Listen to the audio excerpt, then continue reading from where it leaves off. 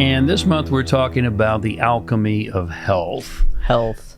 I know this is a favorite topic of yours, Bersabeh, but what does health have to do with alchemy?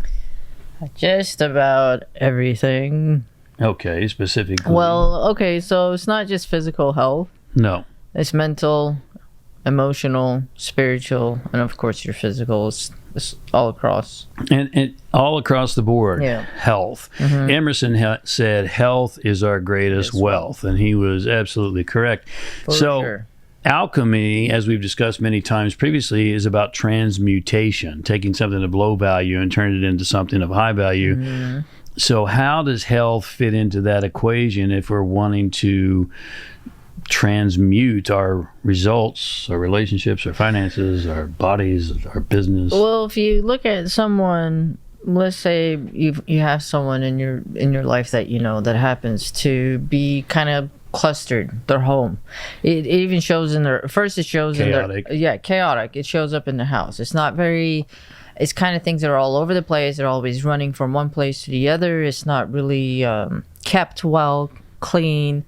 Organized, and there's no system, so everything is kind of just done, what is it called, spontaneously, randomly. And it's there's no structure. And then when you look at their... Are you a structured person, Bersabeh?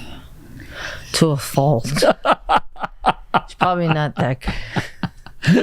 I'm on the extreme to the other side. I think I remember more than one time hearing said to me, don't mess with the schedule. Schedule is perfect. You don't mess with the schedule. In fact, I got a little kiss on the shoulder yesterday walking the dog because you said, I love you and your schedule. And your schedule. That's how romantic we are. Yeah, it's really romantic. So this chaos, how does that contribute to or detract from transmutation, alchemy? Well, if you can't, and that's all internal, right? So it shows up in your external world. That shows that person's internal world is chaotic. It's chaos. Wait, so you're saying that your external world is an reflection, external projection of your internal world? Oh, for sure. So imagine inside, 1 minute you're in a good mood, next minute you're in a bad mood. 1 minute you're thinking about so-and-so did to you, and next minute you're thinking, I'm going to do some great stuff in the world, and then you're bouncing all over the place. Well, if that's happening inside, the same thing is happening outside. There's no, Really good point. Really good point. Thanks. And so you are welcome, dear. So you show up as you, basically. Yeah, no matter where. Yeah. If you're wanting to transmute an external result, you've got to have health. That's a topic here: mentally, emotionally, physically, spiritually, across the board. Because if we're defining that as a system or an order, then when it's chaotic, it's not going to work. Do we meet in the people that we are blessed to work with and interact with? Do we meet a lot of healthy people, in your opinion? Well, I would think that's why they come to us. To become more healthy? To become more healthy, yeah. I would agree. I would agree. In fact, research even proves that the vast majority of people are not very healthy. Gallup tells us 43% of the people surveyed are too exhausted to perform daily. Oh, for sure. 43% are exhausted. 72% are totally disengaged and unhappy. Mm-hmm. Here's a staggering one. 16.2 million people in the U.S. alone are depressed. And most of them are on meds. Yeah, that's sad. 1 in 5 U.S. children is obese.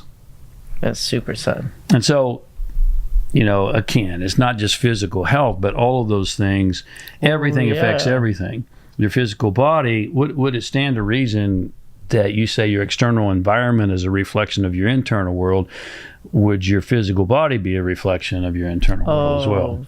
Of your internal world? Yes. Yes. Without a doubt, right? Oh, for sure. Especially emotional issues relate to a lot of weight problems. Yeah, and here's the thing. We live in a society that has really got its values out of alignment. Yeah. We were working with a client recently who has 3 businesses, and they're very successful businesses. And he said, I just don't feel fulfilled. 3 businesses that are very successful economically and in the business sense, but he said, I really don't feel fulfilled. What we'll suggest to you is that greater than the economic crisis that we're facing in our world, we're facing a crisis of health, of values, of purpose, and of meaning. And all of those things align with health. They align with alchemy. They align with transmutation. Yes. And so it's time for us to become modern alchemists. And where do you think we should start?